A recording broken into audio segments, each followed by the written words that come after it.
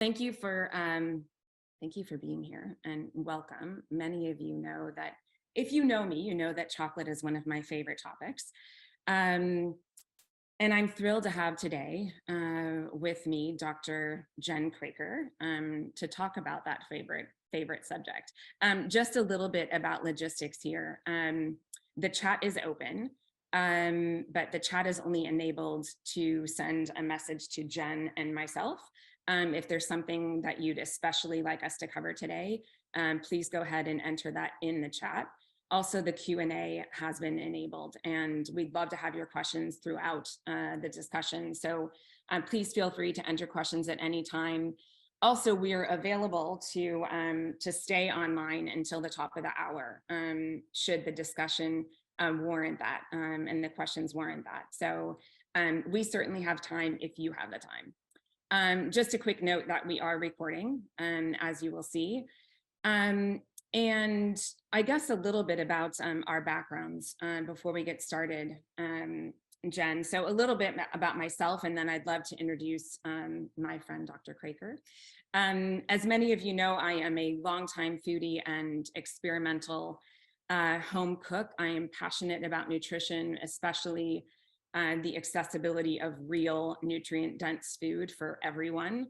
I'm passionate about gender equity and reversing the deterioration of our planet, our natural environment. And I recently decided to pursue or focus on these passions, leaving a career in professional services to build a community that will further the efforts of women leading the way to a healthier future through food. So furthermore, we form syndicates to invest in women who are building health through a better food system. And while investing is our primary area of focus, we also seek to create greater connection with food and greater connection with women who are providing for that healthier food system. And also to educate about the challenges and opportunities with our food system. And that's really why we're here today. To educate and to create this connection, this better connection with chocolate and with Jen. So for a little bit about Jen, first of all, I should note that you can find a full interview with Jen on the Furthermore website. But for a bit of background on Dr. Kraker here, she is a Columbia and Cornell trained psychiatrist, nutritionist, and certified nutrigenomics expert, excuse me. She's dedicated to optimizing mental health. She is a pioneer in the practice of nutritional psychiatry and has studied nutrition for over 20 years. And she's treated thousands of patients from all over the world. Looking at the interface of nutrition, genetics, and hormones, she is proud to have helped more people get off their medications than putting them on medication. Dr. Jen Kraker works with anyone seeking better brain health and higher performance. She is unrelenting in her approach to get to the root cause of her patient's suffering. And she's on a mission to disrupt the field of psychiatry through education and access to an integrative mental health approach, offering methods to heal beyond medication and meditation. She is a proud mother of a 9-year-old son and loves all things, including the ocean, wellness, outdoors, and gourmet healthy cuisine. We're so fortunate to have you with us today, Jen. Thank you for being here. Thank you for having me. I'm excited to be here. A couple of other quick things to call out. We just wanted to make sure that you understand we're talking about the connection today between dark chocolate consumption and health, not dark chocolate production and the health impact to communities, to farmers, to workers, to the environment. Those are completely separate and very important topics, but today we're talking about the link between dark chocolate consumption and health. And just a quick reminder, something I have to say, because Furthermore is an investment firm. Any content shared today is informational only and not an offer of solicitation or recommendation to buy or sell securities or pursue any particular investment strategy, and does not constitute the provision of investment advice. Information may not be used or relied upon in evaluating the merits of any investment, and you should always consult your own advisors as to business, financial, tax, legal, or other related matters concerning any investment. Okay, now that that's over, let's talk about the background. Why are we here today? Well, in December, as many of you know, Consumer Reports and Consumer Lab released reports revealing the high levels of lead and cadmium that were present in many chocolate bars that they tested. Before we get into the specifics, let's revisit why dark chocolate is so good for us, what we've been told, and maybe Jen, you can set us straight. Maybe it's still the case, but we've all heard over the past decade or so, especially Jen, that the flavonols in chocolate are heart healthy, that dark chocolate is a superfood, it's a mood lifter, it's an energy booster. And we know that flavonols are higher in dark chocolate. The higher the percentage of cocoa ingredients, the better. I personally aim for 85% cocoa or higher because I want to avoid the sugar, which in this case would represent the remaining 15% minus any potential flavorings like vanilla or emulsifiers. When the Consumer Lab and Consumer Reports articles came out, I received a number of emails and texts from friends. I've been touting the health benefits for years, literally carrying chocolate in my bag at all times and loving to share dark chocolate with my friends, and everyone knew that.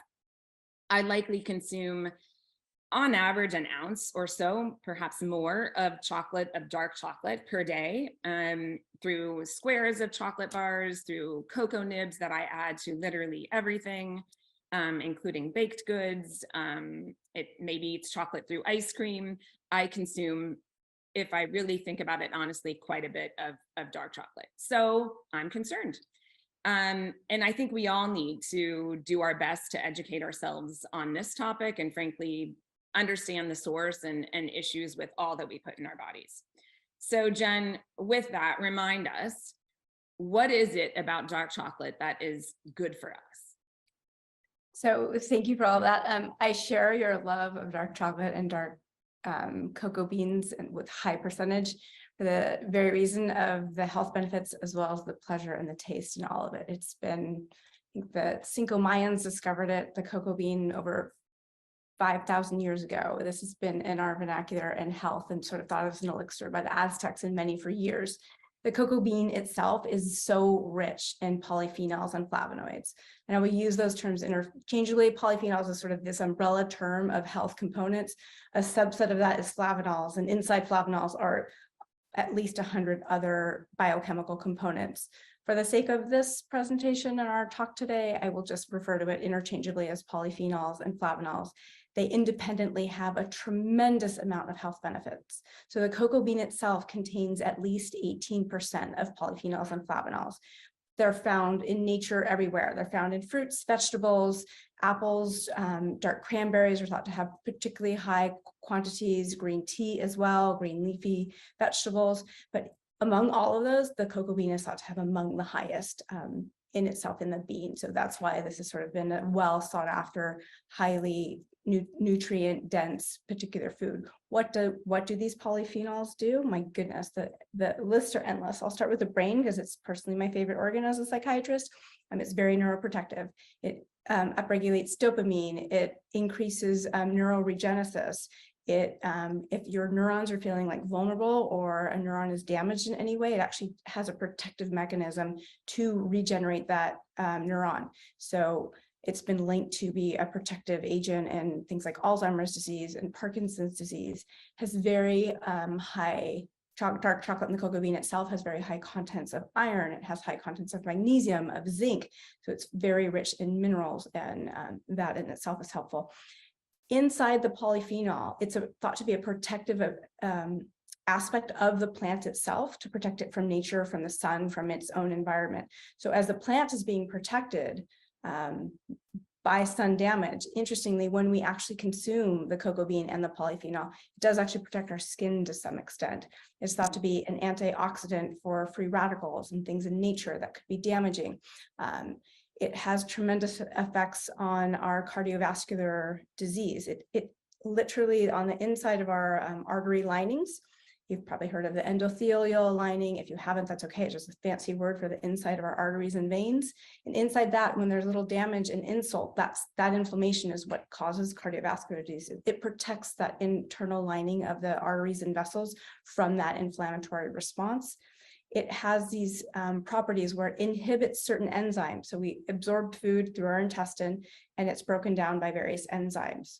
When the enzymes break down various things, that's how we absorb them. Well, interestingly, the polyphenols inside cocoa beans actually inhibit the absorption of some saturated fats, as well as some blood sugar or some carbohydrates. So it's thought to both regulate our insulin regulation by stimulating an increase in insulin, as well as decreasing the absorption of sugar in itself. So that is thought to regulate blood sugar. Additionally, because of it inhibiting that enzyme that would absorb more fatty acids, it actually decreases LDL cholesterol. So if we think about a summary of this, we're talking about protection from cancer from the sun, more like topical cancers. It's not related to breast cancer, any internal organ cancers, but more topical cancers, thought to stabilize blood sugar, help cardiovascular disease, neuroprotective, help stimulate mood. I mean, it goes on and on. It is the superfood. Yeah, it is the superfood. It's why I eat so much of it. Yes. It's amazing. There's a lot actually I didn't realize. A lot of benefits, Jen, I didn't realize. But there's so much hype, right? There's so much out there that talks about how good chocolate is for you. It seems like it's a no-brainer. And I know that many of us just consume it because we hear, oh, it is one of those superfoods, but it has more health impact, positive health impact than I even realized. Thank you for that. So to the potentially darker side, right? Unfortunately, with the release of the consumer reports and consumer lab analysis, we now know that very high levels of lead and cadmium have been found in numerous chocolate bars. I believe 28 bars from various brands were tested, and these are brands that are much larger, more familiar brands to brands that are much more artisanal, making much more artisanal chocolate. For 23 of the bars, eating just an ounce a day would put an adult over a level that public health authorities say may be harmful for at least one of those heavy metals. And 5 of the bars were above those levels for both cadmium and lead. Just quickly, because I think it's important if you haven't read the report, the safer options, according to Consumer Reports, are the masked organic dark chocolate bar at 80%, the Taza Deliciously Dark at 70%, 2 Ghirardelli bars, the Intense Dark 86% and the Intense Dark 72%, and a Valrhona bar, Albanow at 85%. So this leads me, I guess, to my next question, Jen, which is, at these high levels, like what do we need to know about this study? I mean, for the layperson, it seems really, really concerning that so many chocolate bars were tested at such tremendously high levels. What are the important things that we need to know about both of these studies? So putting in some context and background, we're exposed to cadmium and lead on a daily basis. They are ubiquitous in the environment. The cadmium in particular is found in shellfish, is found in grains and wheats and vegetables. Lead similarly is found in dust particles in the environment, from gasoline, from all sorts of sources. So with that in context, we're all exposed to this on some level. They say the average food consumption that one is willing or able to tolerate, according to government authorities, including the US government, the FDA, European authorities, public health authorities, they say that no food product should have more than 4.1 micrograms per gram a day, and children is 3.1 per day. They say the average adult is on balance exposed to about 25 micrograms per day. So that's sort of context for proportion. What did these studies look at? So Consumer Reports and consumer labs independently tested all these chocolate products, which is important to know that they didn't have any skin in the game and they are not employed by any of these chocolate manufacturers. So they're independent looking for this exposure. And they did find that there's higher levels of cadmium and lead, more cadmium, I will say, than lead in many of the products that were tested, which is certainly concerning. For the average consumer, I will say, while chocolate is ubiquitously consumed and widely available, and most everyone consumes chocolate with some frequency, I think we're really talking about people like Alaina and I, to be quite frank, which is probably why we're on this call, that we are high consumers. Because we see it as a superfood. So if you're an average consumer and have a handful of chocolate here or there, or for a celebratory holiday, Valentine's Day is coming up, you have nothing to worry about. We are able to detoxify these things. If you're a high consumer, I think it's high time we pay attention to where your chocolate is being sourced and what is in it. The studies sort of look at both consumer labs in particular, looked at the heavy metal content as well as the high potency of how potent the flavonoids are within the cocoa products that were being advertised. So that's a little more comprehensive to know where you're getting both the good stuff and what's toxic exposure, whereas the consumer reports really reveals some of the bars that have just toxic metals. Can I clarify more? Is there something more you wanted to know about? So a couple comments coming in. Sure. And just a quick one before we address some of these comments and questions is, Jen, how do we check our levels of lead and cadmium? I mean, you also noted that it's not just chocolate, right? We get cadmium and lead from many other sources. Sure. So frankly, like, I'm concerned because I know that I eat a lot of products that do have cadmium Sure. in addition to dark chocolate. What is the mechanism for testing cadmium and lead and other heavy metal, I guess, exposure? So there's two ways to test it. One is through a hair analysis. You can actually do that direct to consumer. Depending on what state you live in, you may or may not have access to it. In a state you don't have access to it, the workaround is to go through Amazon.com. I have no proprietary affiliation or with these companies, but one that I would recommend is called Doctor's Data. And it's a hair sample, and you literally take a piece of hair from the back of your head, send it in, and they will give you a report. For what it's worth, I've been consuming at least a gram or more than an ounce a day for many, many years. And I had a hair sample tested probably 5 years ago, and cadmium did not show in any proportion greater than what one would expect. It was sort of nominal at best. You can also get a lab test from your local doctor. So any MD can order lead test in from Quest or LabCorp, any major lab corporation, and in your blood levels to see if you've been exposed indeed to toxic levels. Great. Thank you for that. A few questions, Jen, coming in. So one is, do you happen to know what prompted Consumer Reports or Consumer Lab to undertake this study? So it's sort of well known that chocolate has exposure to these particular heavy metals. It's an old story. There was a study back in 2017 that looked at over 177 varieties of chocolates. They didn't reveal the particular brands as Consumer Reports and Consumer Labs did at this go, but it's sort of a known phenomenon. So they followed up to see, and Consumer Labs, just in my last month feed, is now looking at flax seeds and ground flax seeds and cadmium exposed there. The root of it is, I was going to talk about it later, but we'll get to it now because it's topical, that where it really comes from is pesticides in the soil where these cocoa beans are being harvested and grown. So that's a really hard thing to change very rapidly. So these cocoa beans have, because of sulfonophosphorates inside the pesticides, that it's sort of embedded in the growth of the cocoa bean, and it's just a known phenomenon. I will share generally, they found that the cocoa beans is not true for every single brand, so please don't take it to the letter, but on balance, if you're unsure and looking at a chocolate bar or chocolate product, if it comes from South America, they showed that there's far more cadmium in the cocoa beans that are harvested from South America, Peru in particular, versus those coming from Africa. And paradoxically, more in the organic products than the non-organic products. That's interesting. Jen, can you repeat what you said about the pesticides? Yes. So pesticides sort of are filtered in, to protect the plants from bugs and all the other reasons why people use pesticides to facilitate the growth. And inside the pesticide is something called sulfophosphates, and that leaches into the soil, which then it becomes part of the cocoa bean product as it's grown.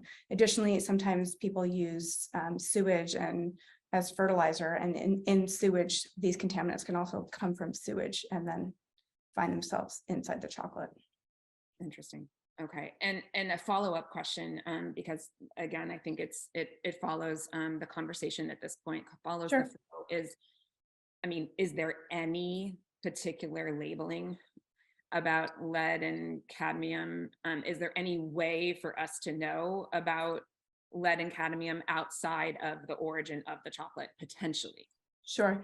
Unfortunately, no, not at this juncture. I would say California is sort of their Prop 65 is very avant-garde ahead of this, and anything that exceeds anything that's thought to be safe for a regular consumption, they might get ahead of labeling, but no other state to this point has put such labels on products. Okay. I think the origin, though, is a helpful tip, if you will. Thank you for that. You bet. And another question, Jen, that's come in from an attendee is, what happens if you have high levels of heavy metals? Do they disappear over time? Meaning, can you, I guess, detoxify these high level of heavy metals? You certainly can. Lead is fortunately readily detoxified. That's sort of, you may remember from the 70s, there's a lot of lead found in old buildings and paints, and there children were exposed. And so there's something called chelating agents that if you are exposed to high levels, that's readily pulled out of the body. The particular danger in cadmium and why it's so concerning is that it has a very long half-life. What does that mean? Half-life is how long it takes a certain amount of substance to get out of your body. So let's say I happen to have an exposure, I'm making up a number here, 100 milligrams of cadmium in my body. Various organs hold on to cadmium at various times. Now, the kidneys happen to hold on to it longer than most. The kidneys have a 35-year half-life, which means if I had 100 milligrams in my body and my kidneys, it would take 35 years for me to decrease that burden to 50 milligrams of cadmium. And so over time, the accumulation of these heavy metals can be an antagonist to the absorption of things like magnesium, calcium, iron, anything that would compete with the biochemical structure of cadmium is similar to these ions with two positive valence. I don't want to get too scientific and geeky on you, but they're similar structure, which is to say that if you didn't have sufficient amounts of those minerals in your body might choose the cadmium over these minerals and therefore sort of leach onto these tissues in your body and sort of sit there for quite some time. Now, if that happens to occur in your bones or in your kidneys, which can hold, are two particular organs that hold on to this cadmium, it is very hard to sort of detoxify. There are methods and ways to do it. I would say at our level, I don't know that consuming any of these chocolate products would have such an extreme level. I mean, if you were a farmer working with these very severe pesticides, you might have an acute severe toxicity. At our level, let's be mindful of what we're putting in our body. In Japan, there's a history of this. They have something called, I think it's, I don't know the pronunciation, but something like Ichi disease or something, which translates to ouch ouch disease, because there's so much bone cadmium in their bone that they have, unique ways of repleting it and pulling it out of the bone. At our level, again, I don't think anyone's by eating these products have that degree of cadmium in them, but nonetheless, things that can help are a high protein diet, making sure you eat all the minerals I just mentioned, which I'll repeat are calcium, magnesium, iron, and sauna use. Sweating is a way to excrete these things.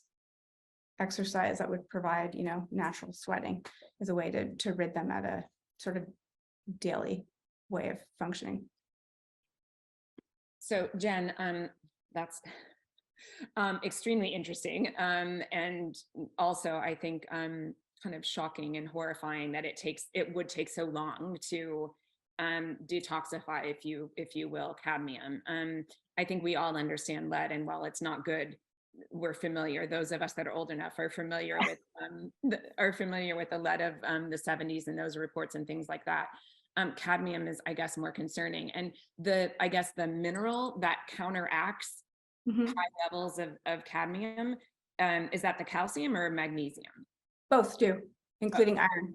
So both, all of these minerals have two little plus signs on them. If you think about, battery charges, positive and negative, they all have two plus signs, and so does cadmium. So when they're competing for a receptor, if you have an excess of magnesium, or I should say sufficient amount at least of magnesium or calcium or any of these bivalent ions, that it would sort of compete for the absorption of cadmium. And can I ask a follow-up then? For those of us that are not super clear on which of those foods are high in calcium and magnesium and iron, what might a few of those be? So there's something elegant inside dark chocolate because it happens to be high in zinc and magnesium. And so there's something interesting in how nature operates. So that's already protective of the cadmium in it, paradoxically and interestingly. But foods high in iron, spinach, if you want a vegetarian source, is exceedingly high in iron. Vegetarian source or seafood sources, mussels are exceedingly high in iron. Any other animal product, particularly red meat, is very high in iron. Iron is well absorbed with vitamin C, so any of your citruses. Magnesium is found in great amounts in things like almonds and nuts and many things like that. It's found in trace amounts in so many of the foods we consume. Green leafy vegetables are great for calcium as well. Thank you. You bet. That's fantastic. Okay, so I'm curious, Jen, I know that, I mean, I think from your exuberance and from what we've just talked about, I mean, you're still a fan of dark chocolate. We should be eating it properly. So how do we incorporate dark chocolate into our diets in the best way, in the most healthful way? Yeah. I love some of the ways you began with that, saying you put chocolate on almost anything, but I will sometimes melt dark chocolate and dip fruit in it and serve it for loved ones, family, friends. I will use cocoa, like really 100% dark, lovely cocoa powder, and make my own hot chocolate at home. I will use that as sort of various sauces and enhance any other dishes I'm making. And my favorite way, frankly, is just to break a piece off a bar and enjoy. Yes, me too, for sure. I'm seeing a couple of more questions coming in. Please don't hesitate. I think you may have addressed this one, Jen, but I just want to be sure. The specific health risks of cadmium, you talked about kidney and bones, it presenting in that form and that being obviously a serious issue. Anything you'd like to add around specifically cadmium? So cadmium is most notable because of the kidney. It's long half-life in the kidney tissues in particular. It just can cause renal damage. And what does that mean? Our kidneys are directed to how we filter toxins outside of our body. So it would have a sort of a sluggish effect on helping us detoxify what we need. So that's part one. The other part is our kidneys are related to our fluid regulation. So sometimes that can lead to high blood pressure. Again, this is not relevant for the chocolate bars, but just we can study in extremes and know about the micro effects, but those who've exposed to cadmium, who've inhaled cadmium toxicity, they would have lung damage because it builds up in the lungs and difficulty breathing. It can be absorbed in the bones. So it would lead to bone weakness and osteoporosis and things like that, particularly in the youth, because bones are being formed at that age.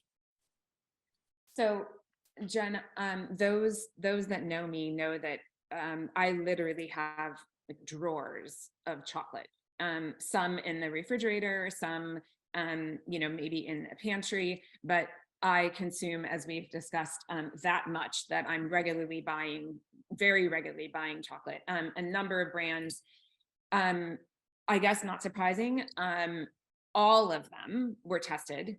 At least the brands were tested, maybe not necessarily the particular chocolate bar at a particular cocoa level, but all of the brands that I eat were tested in this study. And a number of them did not perform well. And so, I've come to like looking at all the ingredients of chocolate, and they vary quite a bit, in terms of what these companies are putting in their chocolate, whether it's refined sugar or unrefined sugar, or how much, I guess, of the cocoa mass or the cocoa butter is in chocolates. Some of my favorites, because I think they are healthier, are those that are very high. 100% chocolate bar to me isn't necessarily like a snack, right? I feel like, oh, I'm doing my body good, and it's quite bitter, right? But I do eat it. And in that case, you're only seeing as ingredients organic cocoa and organic cocoa butter, as an example, in one of these brands. do we have to eat like these bittersweet 100% chocolates, or what do you recommend in terms of, you know, brands and I guess bars specifically, right? Because I think we've discussed it's really the bar by bar that is important. So what are the bars, Sure. you know, or treats that you would recommend? Prior to the study, I would have said the higher the percent cocoa, the better across the board. Since the study, they have pointed out that the bitter taste and that astringent, lovely, bitter, complex flavor is inherent in the polyphenol. That's what you are tasting. And the higher the content of that, all the health benefits that we talked about earlier are more apt. That said, that also means it absorbs more of this cadmium in areas where the bars are harvested with, or where the beans are harvested with that degree of cocoa. So in this case, it seems the content seems to have a higher propensity to have this cadmium. Now, there was one bar that was off the charts for 100% cocoa, highest flavonoid content, lowest cadmium, lowest lead content. And that happened to be the Montezuma's dark chocolate, 100% absolute black. So when I see that, that is now my go-to bar of choice. I used to eat Ghirardelli 100% on occasion. I used to eat absolute black. I used to eat a bunch of these varieties. I no longer will do that since the publication of this study. So if you want a pure unsweetened dark, I would go with the Montezuma's. If you want a sweetened chocolate, we can talk about that. If you want to, Maybe we should talk. I mean, so I'm glad that you noted that. For those out there, as soon as this report came out and all of my friends started texting me like, what are you doing? Have you tested your levels? All that kind of stuff. I should stop there, by the way, and pause. I am going to test my level, and I am going to publicize my cadmium and lead levels, just because I think it's really important. I agree. I'll join you in it. Yeah. Awesome. So, you know, I reached out to Jen straight away and I said, Jen, what do we do about this Consumer Reports article? And she, you know, suggested that I turn to Montezuma. So my drawer and my pantries are now full of Montezuma 100%, and they come in a variety of flavors. I think there's a mint and there's additional flavors that are also at 100%, because it's just a natural additive of mint, fresh organic mint. But as we just noted, maybe we like a little bit of sweet in their chocolate. In that case, what are the bars that you would recommend? The Consumer Labs and Consumer Reports both came out very strong with this Ghirardelli 72% intense dark as the highest flavonoid content, the lowest lead and cadmium. So according to that, I would follow that. Other bars with a hint of sweet that were recommended are the Chocolate Love brand. I think they call it Strong Dark Chocolate of 70%. The Endangered Species Chocolate Strong and Velvety Dark at 88% was also highly recommended. So those are brands I'm now looking towards and self-selecting. I myself am a consumer of sometimes dark chocolate with sweetness in it that's non-nutritive. Not everyone tolerates non-nutritive sweeteners. By this, I mean erythritol and sometimes monk fruit and others. So I happen to have this on hand. I will show it to the camera. This came highly recommended. It is, I'll maybe hold it here longer. It is Lily's 70% with sea salt inside, and that came out as one of the best artificially sweetened chocolates on the market in terms of its flavanol content and low cadmium and lead. Fantastic. Thank you. Mm-hmm. A couple of other questions, Jen. Have the companies responded to this study? There was a general response saying they're going to work on minimizing the heavy metals contained in these chocolates. The upside is lead is a lot easier to help eliminate from these chocolates because it tends to be, there's a whole process of how the beans are dehydrated and extracted and fermented, and it's the local dust particles and exhaust from various gasoline components that are in the environment that land on the beans. So simply moving the bean dehydration and fermentation process to a very protected area will eliminate the lead straight away. That's much easier. As we mentioned earlier, it's the sulfophosphates in the sewage that is contaminated with cadmium that is embedded in the soil, which means a whole replanting of all these cocoa beans, which will take several years to kind of catch up to. So they're on it. It's simply not going to happen overnight in the cadmium sense. Yeah, I think if you Google this topic at all, you will see, there is a flurry of discussion, rightly so. I'm glad there is, about, the petitions that have been filed, about reactions. Jen, what you just noted in terms of the likely greater ease of getting lead out of the cocoa bean. And I know that some companies have also talked about remedies, or yes, I should say remedies to this issue of cadmium by mixing cocoa beans from various plantations, if you will, various regions, so that the cadmium levels would be lower. I'm just looking to see any other questions, Jen. Anything else, Jen, that we should know about? I know we're both mothers, so mother to mother, for anyone listening to this who may have children, it's very common, particularly this time of year, to come home and make your kids hot cocoa that comes pre-packaged from name your variety. I think Consumer Labs pointed out Nestle as a brand, and it turns out the pre-mixed cocos happen to have higher amounts of cadmium and lead than just pure cocoa.